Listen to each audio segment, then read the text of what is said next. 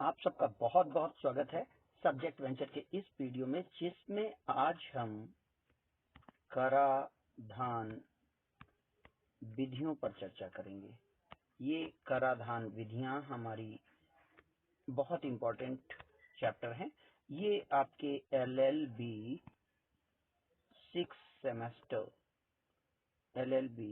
के 6 सेमेस्टर के लिए बहुत इंपॉर्टेंट है और ये आपका फर्स्ट पेपर है। तो इस फर्स्ट पेपर में हम आज क्या जानेंगे? आज हम इसके बारे में सारी चर्चा करेंगे।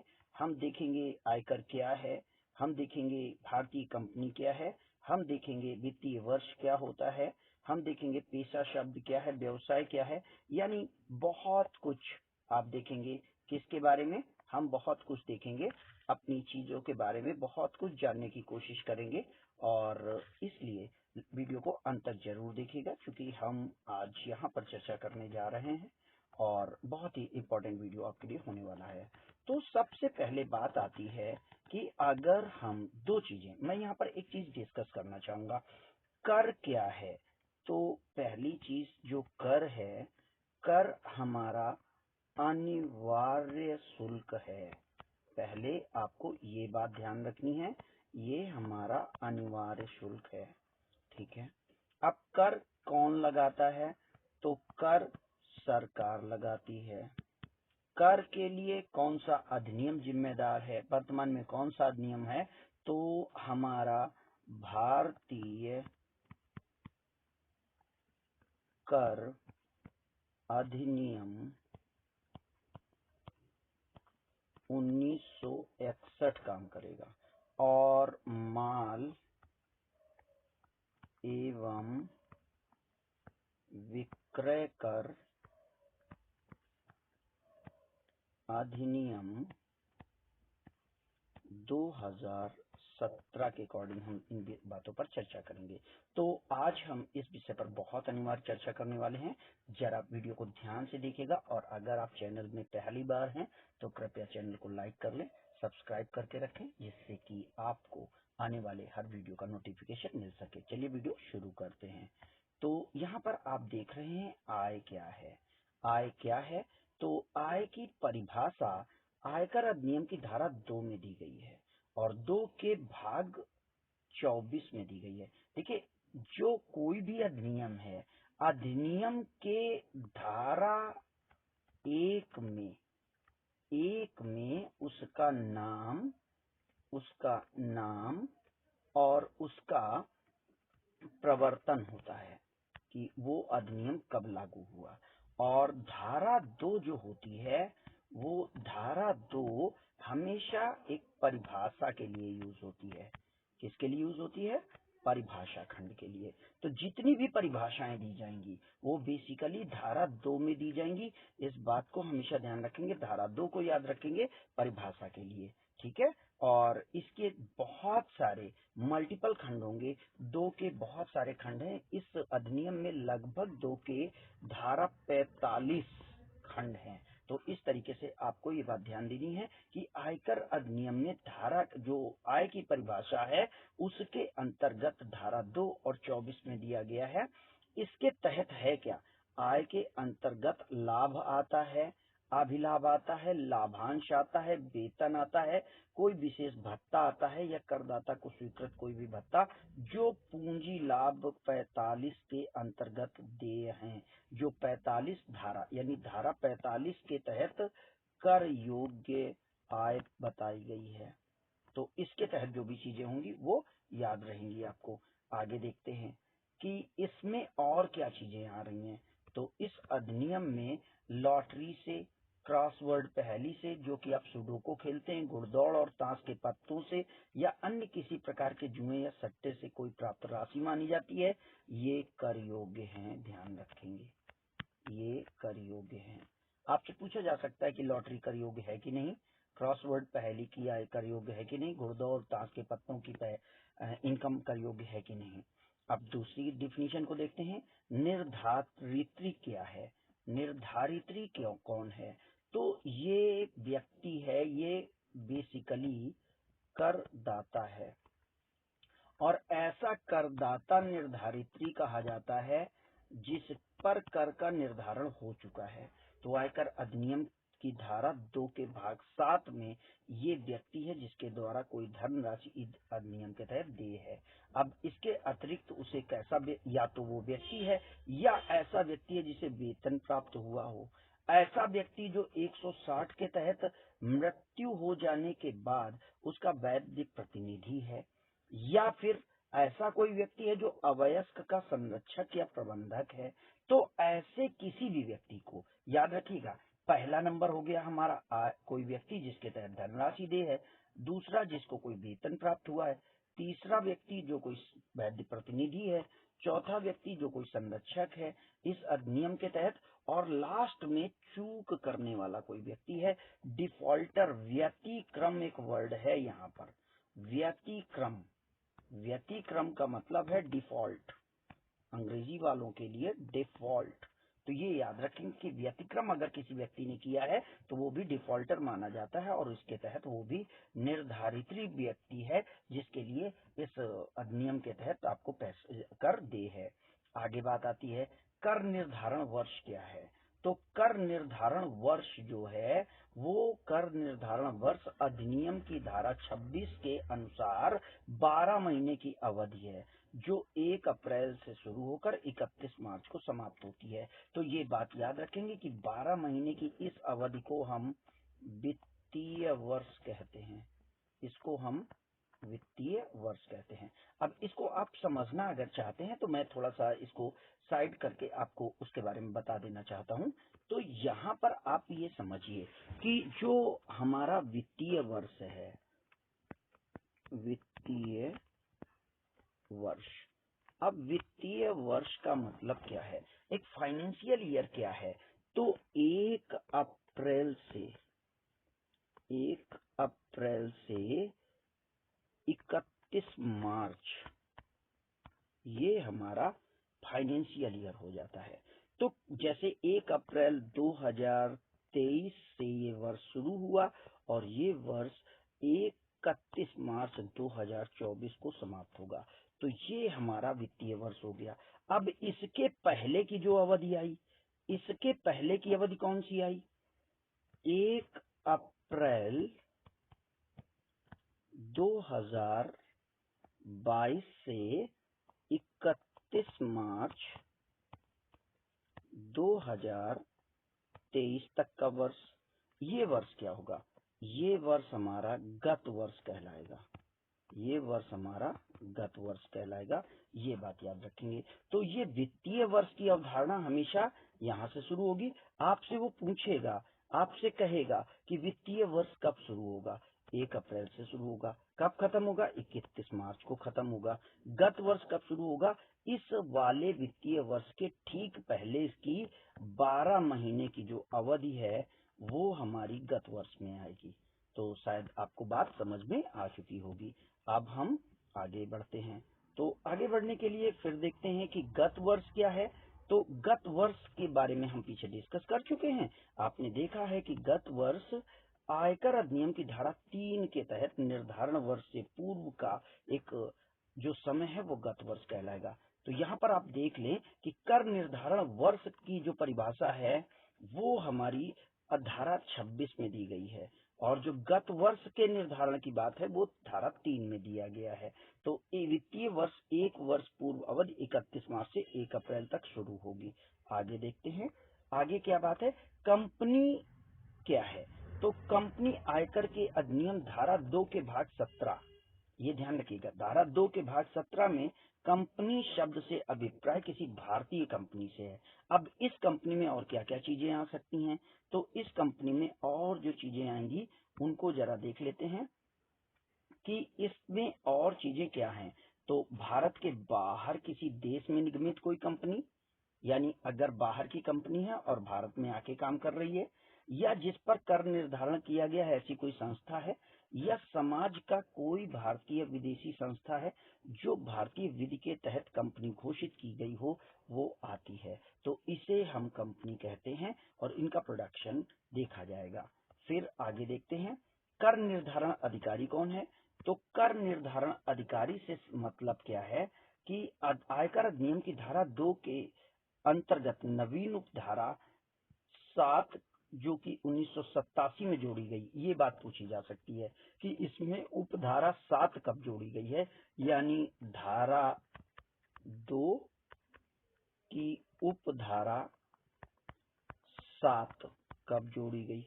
तो ये हमारी 1987 में जोड़ी गई। ये क्वेश्चन इंपॉर्टेंट क्वेश्चन है, जिसके अनुसार कर निर्धारण अधिकारी कोई भी सहायक आयुक्त, उपायुक्त, सहायक निर्देशक या उपनिदेशक या आयकर अधिकारी हो सकता है।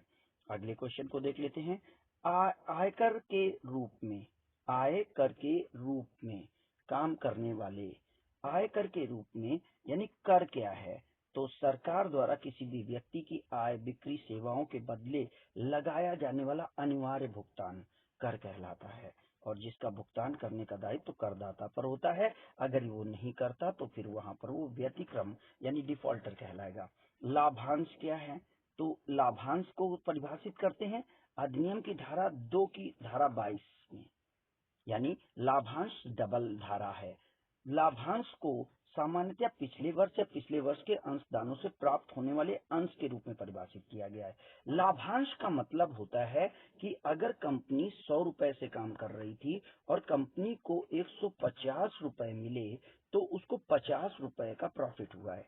इस प्रॉफिट में इनकम के तौर पर इसमें इन्वेस्टर होते हैं, निवेशक होते हैं, तो इनको इसके 10% या 15% को डिस्ट्रीब्यूट किया जाता है। तो ये जो इन्वेस्टर को डिस्ट्रीब्यूट किया जाने वाला पैसा है, ये डिविडेंड कहलाता है, ये लाभांश कहलाता है। और इसके तहत संचित लाभों को कंपनी पत्रों में दिए हुए भुगतान को कंपनी कर समापन पर संचालित लाभों के पूंजी काम के किए जाने वितरण को लाभांश के रूप में सम्मिलित किया गया है। यानी इसमें क्या क्या चीजें आ जाएंगी, तो इसमें एक चीज ये समझ लीजिए कि अगर कंपनी, ध्यान दीजिएगा कि अगर कंपनी या तो आपको लाभ मिला है, लाभ के बाद कोई कंपनी थी, कंपनी का समापन हो गया तो आपका हिस्सा मिलेगा ना, वो हिस्सा आपको लाभ के रूप में दिखाया जाएगा। या कंपनी का डिविडेंड आया है, कंपनी ने ज्यादा फायदा पाने के एवज में आपको कुछ दिया है, तो उसे हम लाभांश के रूप में देखेंगे। ठीक है, तो अगले उसमें याद रखेंगे कि लाभांश को किस तरीके से परिभाषित किया गया है। आगे देखते हैं, व्यक्ति का निवास स्थान क्या है, बहुत इंपॉर्टेंट धारा है। अधिनियम की धारा 6 के तहत भाग 1 में अगर कोई व्यक्ति निम्नलिखित में कोई एक शर्त पूरी करता है तो उसे भारत का निवासी माना जाएगा। अब भारत का निवासी कब होगा, जब उसने गत वर्ष में अपनी आवासीय स्थिति में 182 दिन वो भारत में रहा हो, यानी जो गत वर्ष है पिछला वर्ष उसमें 182 दिन रहा हो, या गत 4 वर्षों की अवधि में 365 दिनों की अवधि तक भारत में रहा हो, और वर्तमान के गत वर्ष में 60 दिनों तक रहा हो, यानी 1, 2, 3, 4 और हम हैं 5वें वर्ष में, तो इसके पूर्व के 4 वर्षों में वो 365 दिनों तक भारत में रहा हो, जिसमें इस चौथे वर्ष में वो 60 दिनों तक भारत में रहा हो, या फिर वो व्यक्ति इस चौथे वर्ष में अकेले देखने पर 182 दिनों तक भारत में रहा हो, तो वो भारत का निवासी माना जाएगा, भारत में निवास किया हुआ व्यक्ति माना जाएगा। ये बात आपको ध्यान रखनी है। अगले क्वेश्चन को देख लेते हैं। अगले पॉइंट में देखें तो पूंजीगत व्यय क्या है। अब यहाँ पर बहुत इंपॉर्टेंट चीज है, आप जरा समझ लें इसको। जो पूंजीगत व्यय है, पूंजीगत व्यय इसे परिसंपत्ति या स्थायी संपत्ति को अर्जित करने के लिए क्रय करने के संबंध में किया गया व्यय पूंजीगत व्यय कहलाता है। अब चूंकि इसको कर योग्य आय से घटा दिया जाता है, इसके पश्चात कर लगाया जाता है, इस कारण पूंजीगत व्यय और आयगत व्यय का अंतर महत्वपूर्ण हो जाता है। अब इन दोनों के अंतर को मैं आपको बताना चाहूंगा, तो थोड़ा सा ध्यान दीजिएगा, बहुत ढंग से ध्यान दीजिएगा कि ये चीज क्या मैं बताना आपको चाह रहा हूँ। तो यहाँ पर आप ये देख रहे हैं पूंजीगत व्यय। तो एक चीज समझिए कि ये एक व्यक्ति है, ये एक व्यक्ति है। अब इस व्यक्ति के द्वारा 2 खर्चे किए जा रहे हैं। एक खर्च होता है जो ये अपनी डेली लाइफ में करता है, जो ये खर्च दैनिक करता है। तो जो दैनिक ये खर्च कर रहा है उस खर्च से जिसमें इसको रोटी, सब्जी, कपड़े इनमें खर्च कर रहा है वो, तो क्या ये खर्च आपका पूंजीगत व्यय है या आयगत व्यय है? इस खर्च से क्या इसको कोई संपत्ति प्राप्त हो रही है? नहीं, इसलिए ये आयगत व्यय होगा, आयगत व्यय होगा। ठीक है, इसको नहीं घटाया जाएगा, ये बात याद रखेंगे। अब बात आती है पूंजीगत व्यय की। तो पूंजीगत व्यय क्या चीज है? तो पूंजीगत व्यय का मतलब क्या है ये समझिए। पूंजीगत आय या पूंजीगत व्यय दोनों चीजें समझेंगे यहाँ पे। आय क्या है, सबसे पहले बात करते हैं पूंजीगत आय क्या है। अगर इस व्यक्ति के पास मान लेते हैं अभी 100 रुपए की वैल्यू है और इस व्यक्ति पर अभी 0 कह सकते हैं उधार है, किसी ने इसको कोई पैसा नहीं दिया और 100 रुपए की इसके पास संपत्ति है, तो अब इस व्यक्ति को आय कैसे हो सकती है? इस व्यक्ति को आय होने के लिए जरूरी है कि इस व्यक्ति द्वारा उधार लिया जाए। उधार लिया जाएगा तो इसको चुकाना होगा कि नहीं? चुकाने का दायित्व तो होगा कि नहीं? इस पर चुकाने का दायित्व होगा। जो उधार ये लेगा ये वापस भी तो करेगा किसी को। मान लीजिए 20 से पैसा वापस ले लेता है, 20 से ये 200 रुपए ले लेता है, तो इसके पास 200 रुपए की आय हो गई। लेकिन क्या ये इसकी आय है? आय नहीं है, ये इसका ऋण है, क्योंकि इसे वापस देना होगा। या फिर ये अपनी 100 रुपए की संपत्ति को बेच दे तो इसको 100 रुपए मिल जाएंगे। तो ऐसे में इसकी संपत्ति जो है वो कम हो जाएगी। संपत्ति कम हो जाएगी तो अगर संपत्ति कम हो रही है या चुकाने का दायित्व बढ़ रहा है तो वो पूंजीगत व्यय कहलाएगा। बात समझ रहे हैं? यानी आपकी लाइबिलिटी या असेट, दो चीजें ध्यान दीजिएगा, लाइबिलिटी और असेट अगर प्रभावित हो रही हैं तो वो पूंजीगत व्यय होगा। अगर वो प्रभावित नहीं हो रही हैं तो वो आयगत व्यय होगा, वो दैनिक व्यय होगा, वो आपके कर से नहीं घटेगा। इस पर कोई भी चीज घटती नहीं है। पूंजीगत व्यय को उधार में घटा दिया जाता है। तो इस तरीके से आपने पूंजीगत व्यय और आयगत व्यय को समझा। अब हम बात करते हैं कि अधिनियम की धारा के तहत वेतन क्या है। तो बात करते हैं वेतन क्या है। अधिनियम की धारा 17 के भाग 1 के अनुसार मजदूरी, वार्षिक ग्रेच्युटी भुगतान के एवज में अगर कमीशन मिला है, कोई लाभ मिला है, अग्रिम भुगतान हुआ है, नगद के बदले उसे कोई कैश हस्तांतरित किया गया है या कोई योग्य अंश कर्मचारियों द्वारा प्रोविडेंट फंड में दिया गया है, तो इन सबको मिला करके हमारा वेतन बनता है, हमारा इनकम बनता है, हमारी आय बनती है। अगले पॉइंट को देख लेते हैं। सरकारी कर्मचारी को वेतन, अगर किसी सरकारी कर्मचारी को वेतन दिया गया है तो पूरे संदर्भ में उसे जोड़ा जाता है। संपूर्ण वार्षिक आय एक निश्चित धनराशि के बाद उसे कर दे आय होता है और इसी कारण का आय में मूल महंगाई भत्ता, मकान भत्ता, अन्य सभी प्रकार के भत्ते नियमित रूप से जोड़े जाते हैं। थोड़ा सा इसको भी परिभाषित कर लेते हैं, थोड़ा सा इसके बारे में भी जान लेते हैं। तो सरकारी कर्मचारी का जो वेतन है, या हम इस पे अगले वीडियो पे इसको कवर करेंगे, हम इसको अभी कवर नहीं करते हैं क्योंकि समय कम है। हम थोड़ा सा आगे बढ़ते हैं। तो आगे देखते हैं। अब बात आती है व्यापार क्या है। तो व्यापार क्या है? धारा 2 की उपधारा 13 में व्यापार शब्द के अंतर्गत कोई भी व्यापार, वाणिज्य, विनिर्माण या मकान बनाने की प्रक्रिया आती है जिसमें लाभ के उद्देश्य से काम किया गया हो। यानी आपका कोई एक कार्य है और जो आप लाभ के लिए कर रहे हैं तो ये आपका पेशा हो जाएगा। ये बात ध्यान रखेंगे। ये क्या है? पेशा है, ये आपका व्यापार है, तो इसे हम व्यापार कहते हैं। अब बात आती है पेशा क्या है। तो पेशा शब्द जो है उसमें बौद्धिक योग्यता आ जाती है, डिग्री आ जाती है। अगर आप प्रोफेशन का नाम सुने हो, प्रोफेशन, तो प्रोफेशन कौन कौन से होते हैं? जैसे टीचर का हो गया, जैसे एडवोकेट का हो गया जो आपका होगा, जैसे डॉक्टर का हो गया। डॉक्टर आपको क्या दे रहा है? क्या क्या डॉक्टर आपको देता है? आप ध्यान दीजिएगा। डॉक्टर, टीचर या अदर इसी तरीके के लोग क्या देते हैं आपको? देखिए, जो आपका बिजनेस होता है, व्यापार जो होता है, व्यापार में आपको टाइम देना है, स्किल देनी है, प्लस आपको मनी देना है। ये तीनों चीजें आपको देनी है तो आप व्यापार करेंगे। अगर आप पेशा कर रहे हैं तो पेशे में आपको जो है वो टाइम देना है और स्किल देनी है, यानी अपनी योग्यता देनी है। और अगर आप कोई नौकरी कर रहे हैं, कर्मचारी हैं आप, तो नौकरी करने में केवल आप टाइम देते हैं। ये तीन आप चीजें समझ लें। तो जो पेशा है वो ये चीज है जिसमें कोई प्रोफेशन करता है व्यक्ति, समय और अपनी योग्यता का प्रयोग करके आय उत्पादन करता है। अब बात आती है व्यवसाय क्या है। तो व्यवसाय के अंतर्गत व्यक्ति के पैसे से व्यापक अर्थ है कार्य सम्मिलित होता है और नियमित रूप से करता है, उसके पश्चात उसे कोई निश्चित वेतन मिलता है। तो ये आपका यहाँ आ जाता है। अब बात आती है प्रत्यक्ष कर क्या है और अप्रत्यक्ष कर क्या है। तो यहाँ पर हम प्रत्यक्ष कर और अप्रत्यक्ष कर को पहले समझ लेते हैं, फिर इसके बारे में हम डिस्कशन करेंगे। तो प्रत्यक्ष कर क्या है?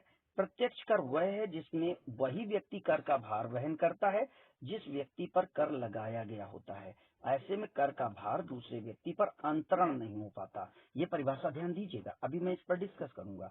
अप्रत्यक्ष कर क्या है? अप्रत्यक्ष कर वह कर होता है जिसमें व्यक्ति कर लगाए गए व्यक्ति के द्वारा कर का भार अन्य व्यक्ति पर अंतरित कर दिया जाता है और अंततः वह व्यक्ति कर चुकाता है। इस कारण इनके बीच में अंतर होता है और इसे हम अप्रत्यक्ष कर कहते हैं। अब आपको मैं थोड़ा सा एक एग्जांपल से समझाना चाहूंगा। जैसे कि यहाँ पर ये हमारी गवर्नमेंट है और ये एक व्यक्ति है। इस व्यक्ति के पास दो गाड़ियां हैं, एक इसकी कार है और एक इसके पास ट्रक है। ठीक है। अब ये जो कार है ये पर्सनल यूज के लिए है और जो ट्रक है वो बिजनेस यूज के लिए है। अब दोनों में गवर्नमेंट ने 10% का टैक्स लगाया, 10% का टैक्स। ठीक है, ये बात समझ में आ रही कि नहीं आ रही है? तो ये दोनों का जो टैक्स है, ये 10% का ये वाला टैक्स ये गवर्नमेंट को दे देगा और ये वाला भी दे देगा। लेकिन क्या कार का टैक्स ये जिस पर लगाया गया है, कर लगाया जाना इम्पोजिशन कहलाता है। ध्यान दीजिएगा, ये चीज हुई इम्पोजिशन, TION, इम्पोजिशन। इसको हम करापात कहते हैं। ठीक है। अब ये व्यक्ति जो कार में इसने 10% दिया है, इसका अंतरण नहीं कर पाएगा। इसको वो किसी से ले सकता है क्या? वसूल सकता है क्या? ये बताइए आप। नहीं वसूल सकता। तो इसी ने दिया, इसी ने चुकाया। तो जो इंसिडेंस है वो इंसिडेंस यानी जिसने चुकाया किसने? ए ने। ए पर लगा, ए ने चुकाया, दोनों सेम हो गए। ये हुआ हमारा प्रत्यक्ष कर, ये हुआ हमारा प्रत्यक्ष कर। और अब इधर देखते हैं, जो ट्रक पर 10% का टैक्स लगा था, मान लीजिए इस ट्रक का यूज ये सी के लिए करता है, तो सी के जो फेयर होंगे, जो चार्जेस होंगे, उस पे ये 10% प्लस कर देगा। इस तरीके से कर जो चुकाया, वो कर इसने किससे चुकाया? बी से ले लिया और बी से कर चुकाया गया गवर्नमेंट को। तो जो इंसिडेंस है वो किस पर आ गया? सी पर आ गया, जबकि एक्चुअली इम्पोजिशन किस पर था? बी पर था। तो ये कर सी ने चुकाया, इस कारण ये अप्रत्यक्ष कर हो गया। सारे कर अप्रत्यक्ष कर होते हैं, हम चुकाते हैं। आप कुछ भी चीज लेते हैं उस पे देखते हैं आप लोकल टैक्स एक्स्ट्रा लिखा होता है। ऐसी ही चीजों को हम यहाँ पर कर अपवंचन के लिए जानते हैं। ये अप्रत्यक्ष कर है जो ब्लैक से शो हो रहा है, और ये जो इस तरीके से कार पर लगाकर प्रत्यक्ष कर है और ट्रक पे लगाकर अप्रत्यक्ष कर है। यद्यपि दोनों ए पर ही लगे थे, लेकिन ए ने जो कार का टैक्स है वो खुद ही चुकाया है और बी का जो ट्रक पर टैक्स लगा था वो उसने ट्रक पर लगा टैक्स उसने क्या किया? बिजनेस पर्पज से यूज करता था, तो उसने सी से ले लिया। तो इस तरीके से ये अप्रत्यक्ष कर हो गया। ठीक है, अब आगे बढ़ते हैं। तो इस तरीके से अप्रत्यक्ष कर और प्रत्यक्ष कर हो गया। तो धारा 14 में पूंजी को संपत्ति को ऐसी संपत्ति बताया गया है जो निर्धारित करदाता द्वारा धारण की गई हो और उसके संबंध में कारोबार या व्यवसाय उस व्यक्ति ने किया हो। अब पूंजीगत व्यय और राजस्व व्यय अभी पीछे हम लोग डिस्कस कर चुके हैं। पूंजीगत व्यय जो होता है, जो भी हमारा पूंजीगत व्यय है, पूंजीगत व्यय में हमारी लायबिलिटी और असेट में अंतर आएगा। कोई भी अगर हम अंतर कर रहे हैं, जब व्यय होगा तो व्यय करने में जो हमारी असेट है वो प्लस हो जाएगी। हम कुछ खरीदेंगे, मान लीजिए हमने जमीन खरीद ली, तो जो जमीन हमने खरीदी है हमारे पास संपत्ति बढ़ गई ना, तो ये हमारी पूंजीगत व्यय हो गया। अगर हमने कहीं से मान लीजिए 10,000 रुपए लिए हैं तो हमारी लायबिलिटी बढ़ गई क्योंकि हमको वापस चुकाना होगा, तो ये हमारे पूंजीगत व्यय होंगे जहां पर लायबिलिटी बढ़ेगी। और अगर राजस्व व्यय है तो वो डे टू डे का व्यय है, उसमें कहीं पर भी कोई भी काम नहीं होगा, कोई लायबिलिटी और असेट में प्लस नहीं होगा। तो राजस्व व्यय हमारा डेली का व्यय होता है जिसमें कारोबार से राजस्व व्यय नहीं कहलाते हैं। ध्यान रखिएगा, पूंजीगत व्यय वो होते हैं जो कारोबार और प्रशासन के संचालन के लिए किए जाते हैं, ये बात ध्यान रखेंगे। वर्तमान में किसी भी प्रकार से संपत्तियों पर अगर प्रभाव नहीं पड़ रहा है, प्रभाव पड़ने का मतलब लायबिलिटी और असेट को याद रखेंगे, तो आप हमेशा ध्यान रखेंगे इस पर अगर असर पड़ रहा है तो वो पूंजीगत व्यय है, अगर नहीं पड़ रहा है तो वो राजस्व व्यय है। बात करते हैं दोहरे करारोपण की। तो दोहरा करारोपण कब है? दोहरे करारोपण में क्या है कि दोहरे करारोपण का अभिप्राय एक ही व्यक्ति द्वारा एक ही इनकम पर 2 बार कर लगाए जाने से है। ऐसी स्थितियां कब बनती हैं? जब ये व्यक्ति अंतर्राष्ट्रीय स्तर पर काम करता है, जिस देश पे वो काम कर रहा है वहां पर भी कर लगता है, और जब ये अपने देश में जाता है तो वहां पर भी कर लगता है। थोड़ा सा बात को समझते हैं। तो देखिए, जैसे कि ए एक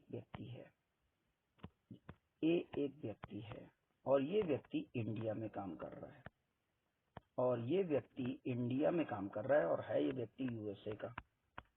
तो जब इस व्यक्ति के द्वारा इंडिया में वर्क किया जाएगा तो ये इंडियन टैक्स देगा कि नहीं देगा अपनी इनकम पर, और जब ये पैसा जाएगा कहां पर? यूएसए में, तो यहाँ पर भी इसको टैक्स देना पड़ेगा।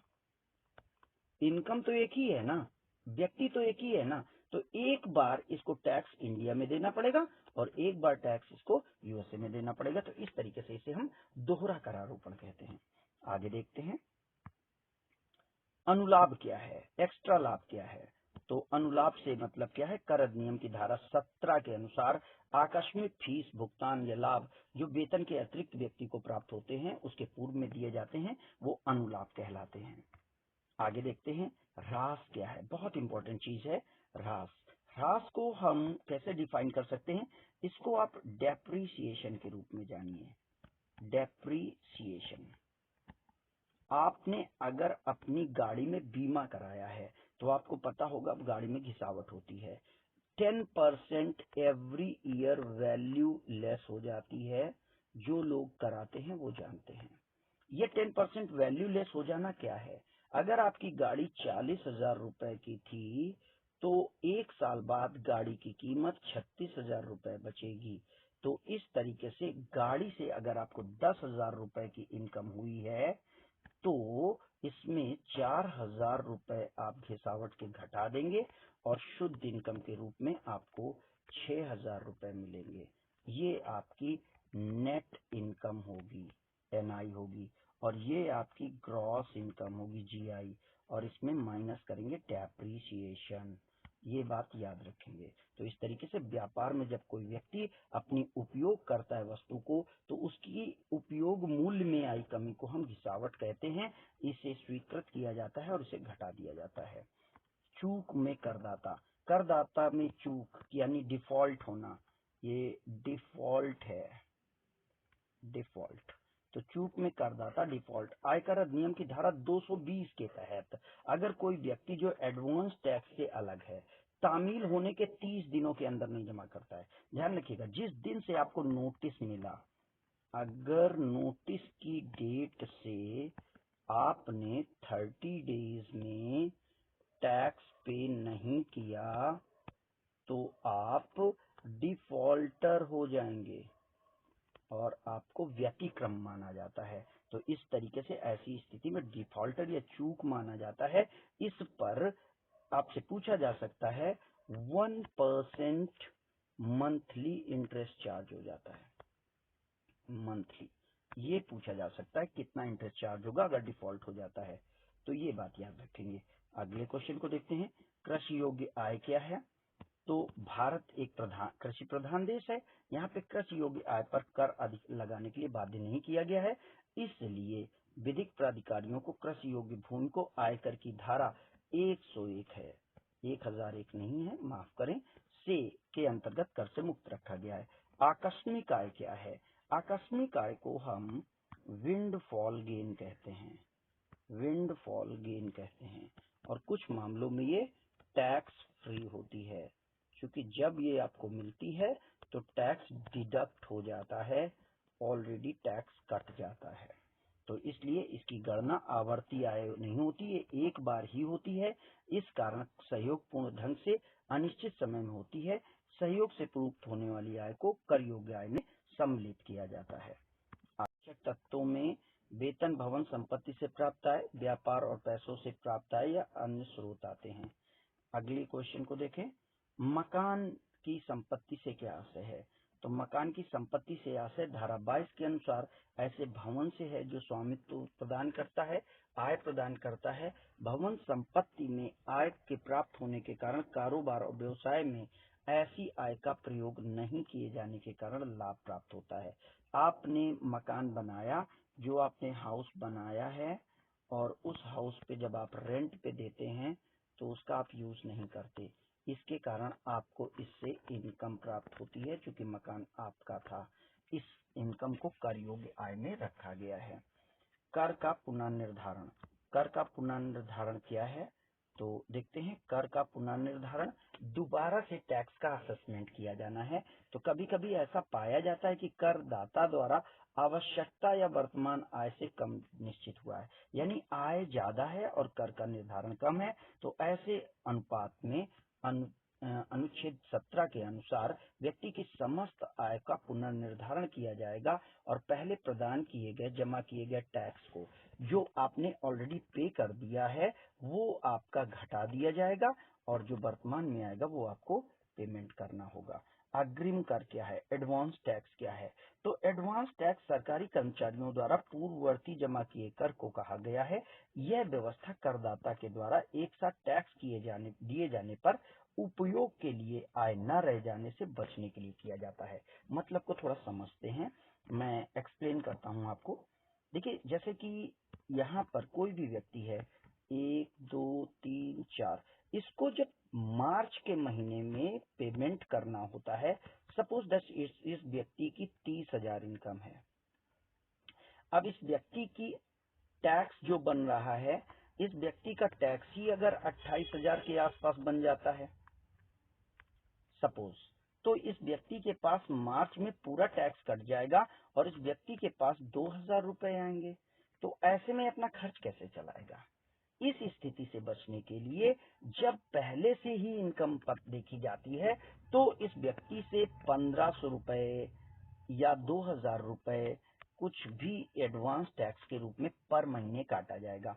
अब 11 महीने में जब उसने 2,000 रुपए के हिसाब से टैक्स पहले कटवा दिया है, तो 22,000 का टैक्स ऑलरेडी जमा हो चुका है।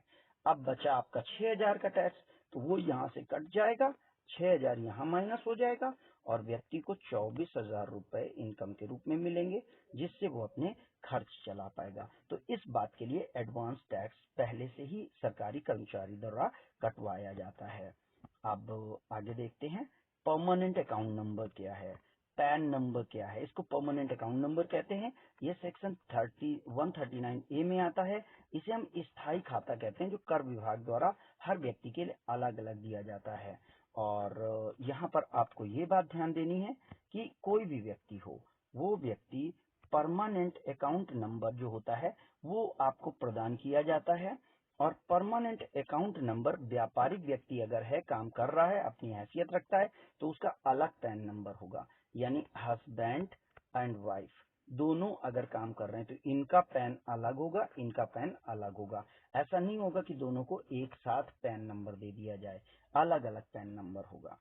अगले क्वेश्चन को देखते हैं, पेंशन क्या है। तो वेतन के बाद सर्विस के प्रभाव को देखते हुए दाता जो होता है, जो नियोजक होता है, वो निश्चित रकम प्राप्त देता है और यह पेंशन कहलाती है। इसे धारा 56 के तहत रखा गया है और अन्य स्रोतों के साथ यह भी एक कर योग्य आय है। ग्रेच्युटी क्या है। तो ग्रेच्युटी भुगतान जो है ये अनुग्रह भुगतान है। अनुग्रह भुगतान कि आपने हमारे साथ काम किया तो एक मुश्त ग्रेच्युटी दी जाती है। ग्रेच्युटी हमेशा एक मुश्त दी जाती है और ये रिटायर होने पर दी जाती है। तो ये ग्रेच्युटी को वेतन के अंतर्गत ही माना गया है। ये भुगतान नियोजक के द्वारा अब कर्मचारियों को उसकी सेवाओं के आधार पर प्रदान किया गया है। इसे हम धारा 10 की उपधारा 10 के अधीन कर मुक्त मानते हैं। कहीं कहीं पर इसे कर मुक्त कहा गया है, लेकिन ये कर मुक्त तब होती है जब इसका भुगतान नियोजक ने कर दिया हो। अगर नियोजक ने स्वयं कर दे दिया है तो आपको टैक्स फ्री मिलेगी, अदरवाइज आपको आय में टैक्स देना पड़ेगा। अब उपकर क्या है, सेस कहते हैं इसको, एक्स्ट्रा टैक्स। तो भारत को कृषि प्रधान देश होने के कारण उपज का एक निश्चित भाग मालगुजारी के रूप में लिए जाने को उपकर कहा जाता था। हिंदू राष्ट्रों में ये 1/6 था और मुस्लिम काल में ये 1/3 निर्धारित किया गया था। वर्तमान में उपकर का मतलब क्या है। अगर आपका 15 लाख का टैक्स है तो इसके बाद आपको उपकर के रूप में 1% एक्स्ट्रा सेस देनी होती है। ये बात आपको याद रखनी है। आगे देखते हैं, कर मुक्त वेतन क्या है।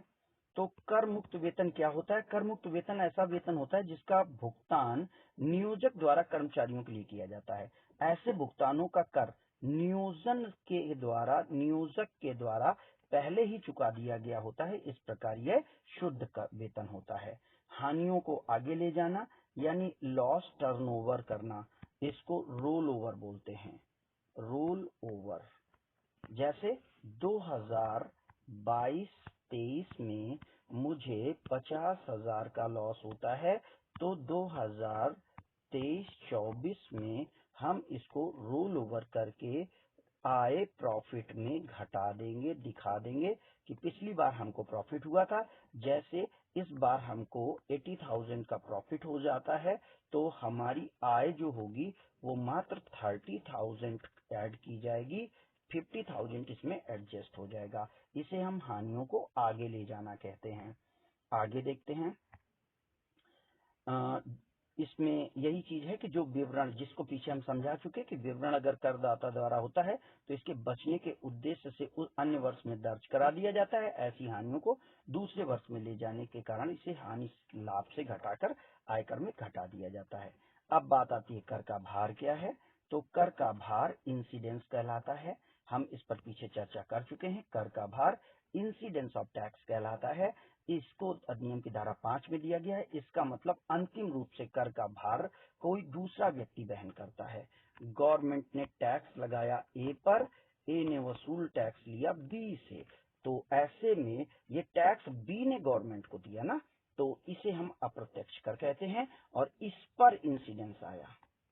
इंसिडेंस इस पर आया। शुरुआत में इम्पोजिशन ए पर है और इंसिडेंस बी पर है। ठीक है। कर अपवंचन क्या है। टैक्स इवेजन, इसे कर की चोरी कहा जाता है, जिसमें करदाता अपनी आय को बिल्कुल कतिपय रूप में छुपा लेता है और कम करके बताता है। इसके कारण सही कर का निर्धारण नहीं हो पाता। नेट वेल्थ क्या है, नेट वैल्यू क्या है, शुद्ध धन क्या है, देखते हैं। तो शुद्ध धन नेट वेल्थ कहलाता है। मैं पीछे बात कर चुका हूं कि ग्रॉस में अगर हम डेप्रिसिएशन को हटा देंगे तो नेट निकल कर आएगा। जो भी वैल्यू, जो भी हमें प्रॉफिट होता है उसमें घिसावट को हटा देना या हमारे जो भुगतान है उनको हटा देना, उसके बाद शुद्ध धन आएगा। करदाता का पहचान संख्या, इसको TIN नंबर कहते हैं। TIN नंबर पूछा जा सकता है। ये 11 अंकों का होता है। ये 11 अंकों का होता है और इसके प्रथम 2 अंक राज्य के होते हैं और राज्य के कोड होते हैं, अलग भिन्न भिन्न राज्यों में अलग अलग होंगे।